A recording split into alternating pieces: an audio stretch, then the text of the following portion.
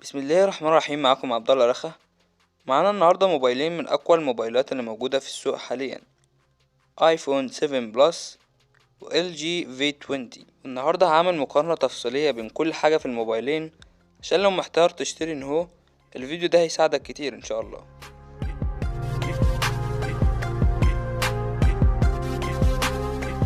شاشة الايفون 7 بلس تقريبا هتكون هي نفسها الشاشة اللي موجودة في الايفون 6 اس بلس. بتيجي بمقاس 5.5 انش بدقة 1080 في 1920 بكثافة بكسلات 401 بكسل في الانش الواحد، ومن نوع IPS LCD. اما بالنسبة لل LG V20 فهنلاقي عندنا شاشتين. الشاشة الرئيسية بمقاس 5.7 انش بدقة كواد HD 1440 في 2560 بكثافة بكسلات 513 بكسل في الانش الواحد، من نوع IPS LCD، ومحمية بطبقة حماية جوريلا جلاس 4.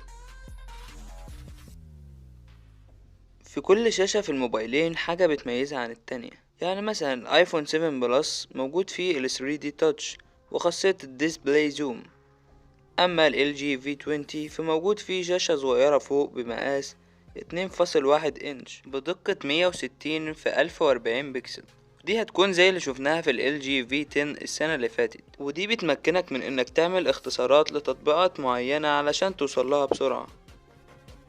بالنسبة لشاشة الايفون 7 بلس فانا شايف ان الشاشة كويسة جدا ومناسبة للاستخدام في جميع ظروف الاضاءة تقريبا. اما بالنسبة لشاشة ال LG V20 واللي هي الافضل من رأيي، فأداء الشاشة برضو ممتاز جدا تحت أشعة الشمس، لكن دقة الشاشة في الايفون فول اتش دي بس على شاشة 5.5 انش، وبرضو قليلة على موبايل بسعر حوالي $750. لكن شاشة ال LG V20 بتيجي بدقة كواد HD ممتازة جدا جدا، ومناسبة جدا لو انت بتحب تتفرج على افلام مثلا او تلعب جيمز بجودة عالية. ده غير ان شاشة الايفون بتستحوذ على حوالي 67% بس من حجم الموبايل الكلي، اما ال LG V20 فبيستحوذ على حوالي 72% من حجم الموبايل الكلي.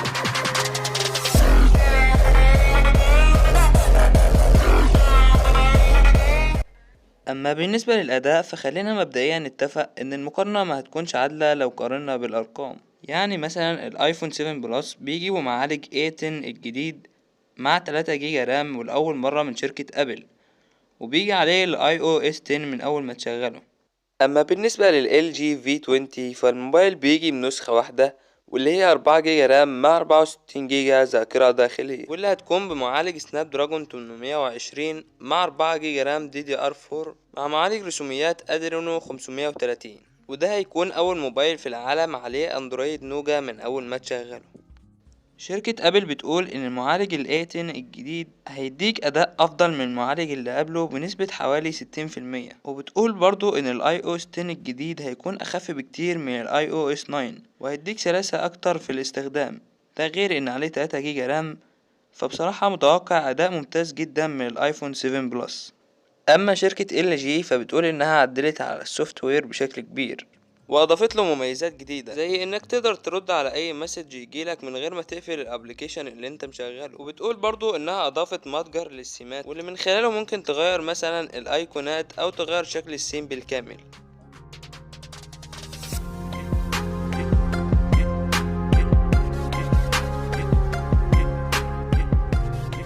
LG V20 بيجي بكاميرتين. الكاميرا الأساسية بتيجي بدقة 16 ميجا بكسل مع فتح عدسة f1.8، والكاميرا التانية واللي بتديك زاوية أوسع في التصوير بتيجي بدقة 8 ميجا بكسل مع فتح عدسة f2.4. موجود برضو دول LED فلاش مع ليزر اوتو فوكس. الكاميرا بتصور فيديو بدقة 4K 30 فريم في الثانية. ده غير انك تقدر تتحكم في حاجات كتير وانت بتسجل الفيديو، زي انك تحدد مقدار الصوت اللي داخل الفيديو او الاضاءة. نيجي بقى للايفون 7 بلس واللي اختلفت فيه الكاميرا عن الايفون 6 اس بلس بشكل كبير. بيجي بكاميرا خلفية مزدوجة بدقة 12 ميجا بكسل مع فتحة عدسة f1.8 والأول مرة من ابل أخيرا، وبرضه والأول مرة نشوفها على موبايل بيجي بحاجة اسمها كواد LED دول تون فلاش. يعني باختصار فلاشين بينوروا ابيض وفلاشين بينوروا اصفر علشان يظبط درجة الحرارة في الصور وتشبع الالوان، وبرضو علشان يوزع ضوء الفلاش في جميع زوايا الصورة. موجود برضو المثبت البصري Optical Image Stabilization، وده بيساعد على عدم اهتزاز الصورة سواء بتصور فيديو او بتصور صور. ده غير انه بقى يقدر يعمل زوم بقوة 10x، ودي بعض الصور اللي اتلقطت بيه مع درجات زوم مختلفة.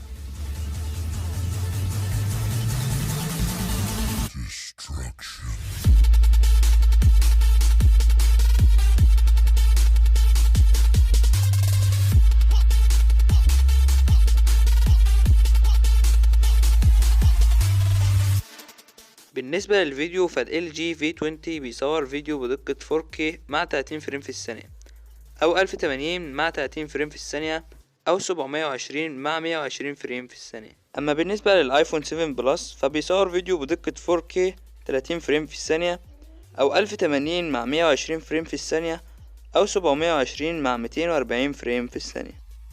أما بالنسبة للكاميرا الأمامية فالآيفون 7 بلس بيجي بكاميرا أمامية بدقة 7 ميجا بكسل مع فتح العدسة f2.2 وآخرها في الفيديو 1080. لكن زي ما قلنا في أول الفيديو ما ينفعش نقارن بالأرقام. يعني مثلا كاميرا ال LG V20 هتيجي بدقة 5 ميجا بكسل، لكن مع فتح العدسة f1.9 وتوقع انها تكون احسن من كاميرا الايفون 7 بلس بكتير، واخرها في الفيديو هيكون 1080 برضه.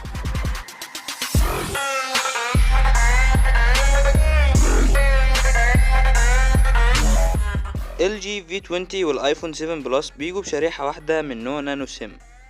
اما ال LG V20 فبيجي بذاكرتين تخزين 32 جيجا و64 جيجا، لكن الايفون 7 بلس بيجي بثلاث ذاكرات تخزين 32 جيجا و64 جيجا و256 جيجا. LG V20 بيدعم مدخل مايكرو SD كارد لحد 256 جيجا، لكن الايفون 7 بلس مش بيدعم للأسف.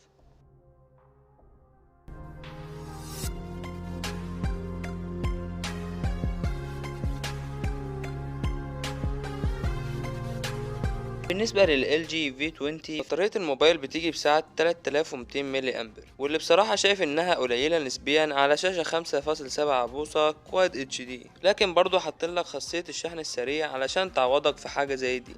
أما بالنسبة للآيفون 7 بلس فقبل ما أعلنتش عن سعة البطارية بتاعته في المؤتمر، لكن حسب موقع GSM Arena فبيقول ان في ناس فعلا فتحت الموبايل واكدت ان البطارية بتيجي بسعة 2900 ملي امبر، ومفيش شحن سريع للأسف ولا شحن لاسلكي. خلصنا البطارية، ولكن في حاجات برضو لازم اتكلم عليها. واول حاجة ان الموبايلين بيدعموا الفينجر برينت واللي هو مستشعر البصمة، وأداؤه في الموبايلين فوق الممتاز. وتاني حاجة وهي ان الشركتين ركزوا بشكل كبير جدا على النظام الصوتي في الموبايلين، سواء تسجيل الصوت او تشغيل الصوت.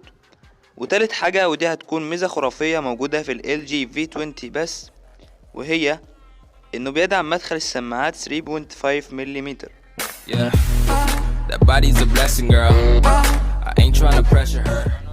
بس دي كانت كل حاجة بالنسبة لمقارنة النهاردة. لو عجبتك المقارنة ما تنساش تعمل لايك، وياريت تشترك في القناة عشان تشوف فيديوهاتنا اللي جاية. بشكر كل اللي شاف الفيديو للآخر. سلام.